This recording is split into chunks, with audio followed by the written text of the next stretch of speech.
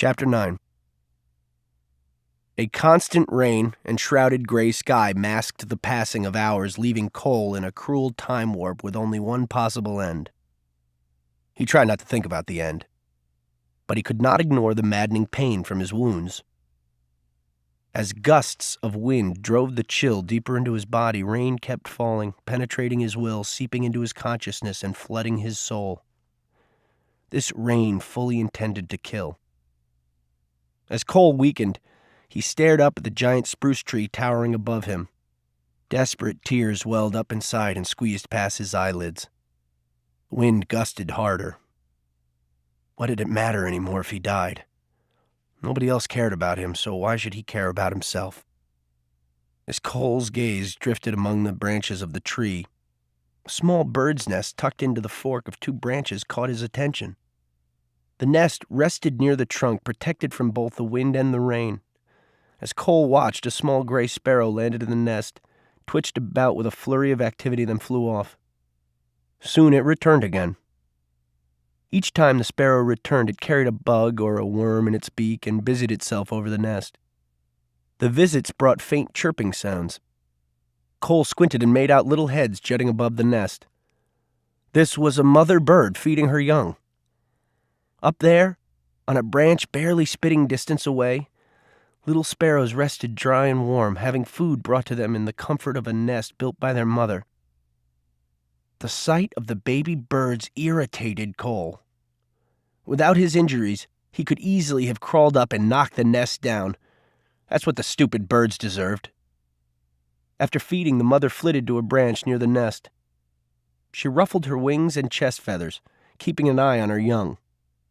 Watching the bird made Cole curse every second of his miserable and haphazard life. If he were the mother bird, he would just leave the babies to fend for themselves. She didn't owe them anything. That's how Cole felt. He didn't owe anyone anything. Nobody had ever cared for him, so why should he care about anyone else? He wouldn't even be here on this island injured if it weren't for other people and their lame ideas. Nothing had been his fault. Cole's bitterness flickered to life once more. His anger helped to focus his thoughts. But it could not stop the frigid drizzle or the torturing pain that racked his body, nor could it ward off the loneliness. The wind that tugged at Cole's tattered clothing seemed distant. As his attention drifted and his senses dulled, rain numbed his face. Cole stared blankly at the thin sliver of blue sky on the western horizon. Exhaustion finally dragged him into a stuporous sleep. Unconscious, he dreamed of the colorful Atau blanket. His left hand twitched and moved back and forth, pretending to pull the Atau over his freezing body. The imaginary blanket shielded him from the cold as it had protected many generations before him. Under the imaginary blanket, he slept soundly. A loud rumble woke Cole from his sleep. At first, he thought he had gone blind. Then slowly he realized it was nighttime. The wind had let up, but the cold rain still fell relentlessly from some endless reservoir in the sky. Then a blinding flash of lightning lit the horizon. Seconds later, deep rumbling thunder rolled overhead, followed by another flash of lightning. Before the light collapsed back into darkness, Cole realized the Atau he had dreamed of was not covering him, and he sensed a presence. He peered wide-eyed into the black night, but could see nothing. Then lightning flashed again with a sharp crack, closer this time. In the instant, Cole saw it, ghost-like. Barely 50 feet away, the giant spirit bear stood motionless in the rain. Then the night went black again. Terrified, Cole waited, his eyes prying at the darkness. Had the bear returned to kill him? As he waited, the storm worsened. The wind picked up, gusting harder. Rain fell in torrents, and thunder rumbled across the sky like empty barrels rolling toward the horizon. When the next bolt of lightning lit the bay, Cole searched frantically. Nothing. Gone. Again, the spirit bear had vanished. Cole grimaced. He hated this bear. What a coward. This creature was waiting until he grew so weak he couldn't fight back. Then it would finish him off. Cole moaned as a violent gust of wind pummeled his body. Would the bear just kill him and leave him to the seagulls, or would it eat him? Lightning flashed closer, stabbing down with long, probing fingers. The rumbling thunder started crashing and exploding. To protect himself, Cole tried to curl into a ball, but pain stung at his chest, lungs, and useless hip, and he cried out, "Help me! Somebody help me!" The black night and the wind drowned out his voice.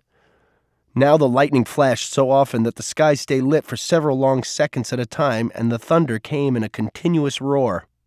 Trees swayed and bent with the wind. White-capped waves frothed and churned in the bay. Cole pinched his eyes closed against the piercing rain. Suddenly, a prickling sensation, as if ants were swarming over him, covered his whole body. A searing light flashed, and a deafening explosion detonated beside him. He heard a cracking sound as the sky crashed to earth with a violent impact that shook the ground. Splinters of branches rained down. Then came silence and calm, as if the impact had paralyzed the sky. The rain and wind paused, and an acrid smell like burning wire filled the air. Cole lay frozen by fear. A sobering power had attacked the earth. This power made the bear's attack seem gentle. "No more, no more," he moaned. "Please, no more." But there was more. The storm raged on as Cole lay trembling, his eyes frantic. The explosion had shocked his mind awake. Never in his life had he felt so exposed, so vulnerable, so helpless. He had no control. To this storm, he was as insignificant as a leaf. Cole blinked in stunned realization. He had always been this weak. How could he have ever thought he truly controlled anything? The acid electrical smell burned his nose and mixed with the smell of wet vomit on the ground. Cole swallowed hard to keep from throwing up again as the storm kept attacking the sky and earth around him. Finally, the wind lost its fury, and the sky ran out of rain. The thunder subsided, rumbling back and forth across the sky, searching for someplace else to go. Cole swallowed the taste of bile in his throat and listened to the rumbling overhead. Then, once more, he lost consciousness. When he awoke next, the rain had stopped. Vaguely, he could make out the big spruce tree lying on the ground only feet away from where he lay. Moment by moment, he sorted out what had happened during the storm. Lightning had struck the tree. The splitting sound, the thunderous impact, the splintering, and bits of branches showering him. All had happened when the huge tree crashed to earth. Cole gazed up at the night sky. A bright full moon drifted ghost-like among the broken clouds. The tortured air had calmed, but still shifted back and forth. Cole felt desperately weak. Fighting to survive, he could stay here a short while longer. Giving up, he could pass quickly over the edge. Which way did he want to go? He clenched his teeth against the pain and despair. Which way did he want to go? Cole focused his blurred vision on the full moon. It helped him to remain on this side. As he stared, he puzzled at the moon's shape. Something in that hazy shape held meaning. Edwin had said something about a circle. So had Garvey. What had they said? Cole could not remember, but he kept staring up. Later, Cole flopped his head to the side. He could make out the bay and see moonlight reflecting against one shore. The shoreline faded into darkness in the shadow of the trees. Seeing no sign of the spirit bear, Cole returned his attention to the fallen tree beside him. That was when he remembered the baby sparrows. He tried to make out where they might be now, among the fallen and twisted branches. He squinted harder, but all he saw was black. What had happened to the baby birds? Mustering all his strength, he raised his head, and with a weak and pinched voice he called into the darkened branches, "Are you okay?" Chapter 10. As Cole lay thinking about the sparrows, pain surged back and forth through his body. He felt himself slipping into darkness and blinked hard, doggedly clinging to life, willing himself to not let go. For hours he kept blinking, but by dawn, Staying conscious seemed less important. Now he hung on the edge of existence, detached from the real world, weightless, and moved by the wind. Thoughts of the sparrows disappeared. As daylight seeped through thick curtains of haze, a new pain arrived and gradually worsened until it could not be ignored. Pressure had built in his lower gut. He needed desperately to go to the bathroom, but held back, grimacing. He had no way to squirm away from his own waist. Finally, the pain became so sharp, Cole let out a deep groan. He couldn't fight his own body any longer. Painful shame gripped Cole as waste slipped from his body, and a raw stench filled the air. He jerked his head and arm to drive away the mosquitoes swarming around him, but they returned instantly. Finally, he gave up. An absolute and utter hopelessness overwhelmed him. He felt like a helpless baby, not able to roll away from his own filth. He wanted to hate somebody, to be angry, and to place blame on everything and everyone for this moment. But anger took energy, and Cole no longer had energy. As the sun climbed over the trees, black horseflies started attacking. Unable to drive them away, Cole felt the huge insects bite him. He gazed desperately away at the fallen tree beside him. A 10-foot trunk remained upright, its ragged top charred where lightning had struck. Whiffs of smoke still curled upward. Beside the trunk lay a tangle of broken timber. Cole watched the birds flitting among the downed branches, feeding on bugs and worms. For them, the storm was over and life continued. The falling of the tree was simply a natural reality, like the passing of another day. Cole eyed the birds as he struggled to concentrate. Something in those branches had been important. His gaze wandered to the ripped-up grass under the splintered branches and crushed boughs. What had been so important in that maze of destruction? He spotted a small brown fist-sized clump of twigs not 10 feet away. The nest. That was it. That was what he had been searching for. Something about that nest was important, but what? And then he found them. First one, then two, then a third and fourth. 4 lifeless baby sparrows, scattered in the short grass where they had been thrown from their nest. Matted fuzz covered the twisted little bodies. 2 had died with their big yellow beaks open as if searching for food. The other 2 lay facing the nest, their necks reaching out. Even in death, the sparrows had strained toward their nest. They had tried to make it back to the safety of their home. Cole envied the dead sparrows. He had never really known any home. It sure wasn't the big brick building that his parents landscaped and fixed up to impress the neighbors. Nor was it the empty space he returned to most days after school. Even before his parents' divorce, Cole had always wanted to run away from that place. As Cole stared at the tiny bodies, sadness flooded through him. The sparrows were so frail, helpless, and innocent. They hadn't deserved to die.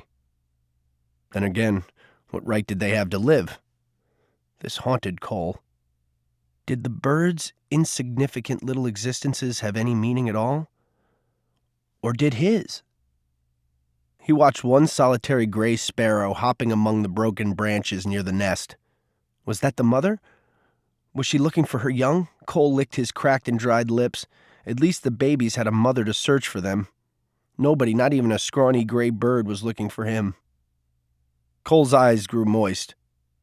He couldn't stop thinking about the tiny birds strewn in the grass.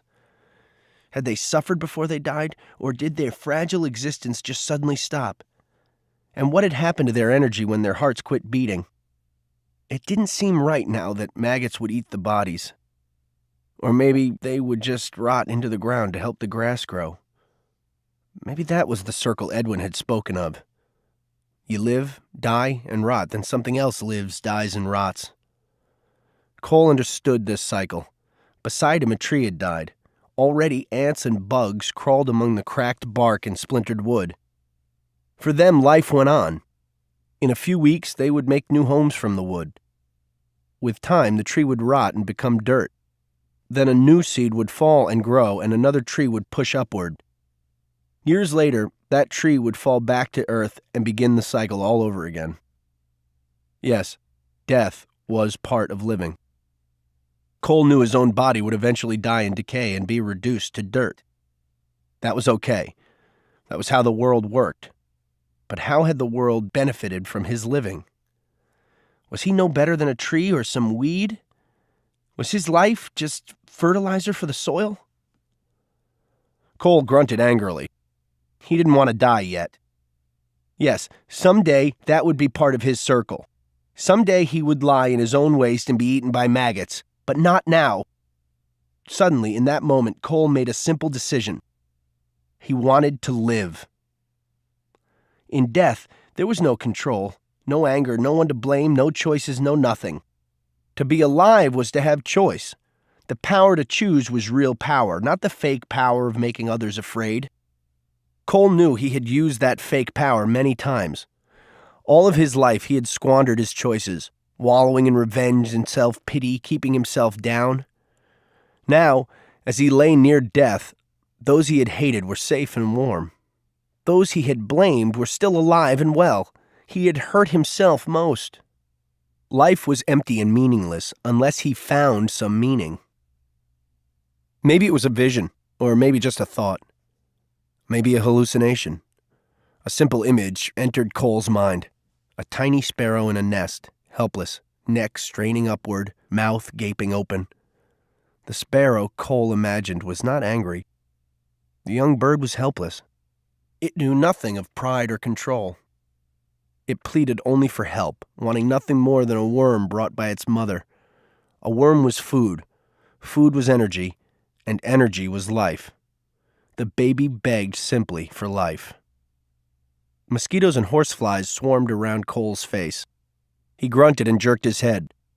Didn't matter who was at fault for his dismal life. All that mattered was living. Cole wanted to live, and once again make choices. But to live, he needed food, and soon. But how?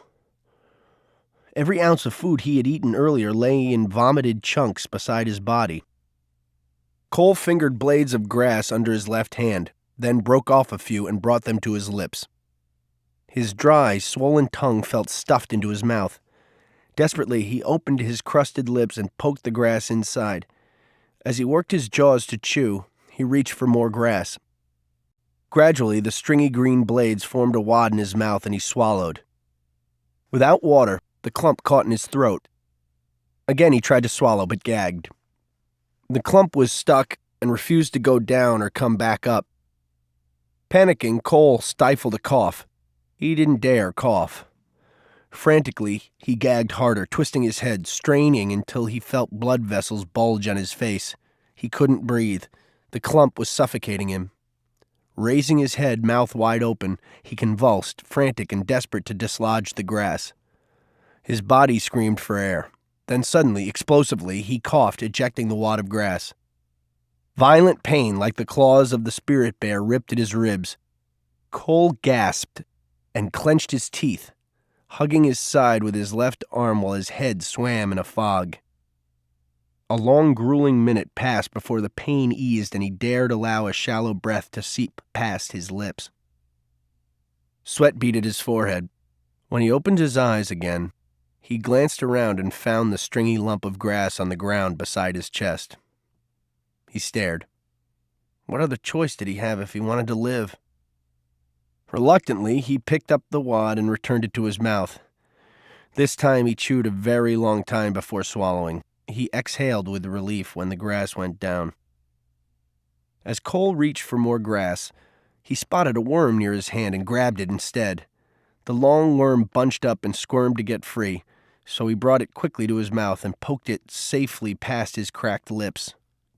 It coiled against his tongue as he bit it and started chewing. The worm was easier to chew than grass and went down with the first swallow. Cole searched for another. As he searched, the rain began again. He opened his mouth and let the drops tickle his tongue. Maybe the rain would bring out more worms. The second and third worms Cole found were smaller, and he ate them quickly. His teeth crunched on dirt and there wasn't much flavor, but he chewed as he watched another big worm creep slowly past his hand, just inches beyond his reach. Failing to find more worms, he turned his attention to bugs. The ground teemed with insects, and he began putting ants, beetles,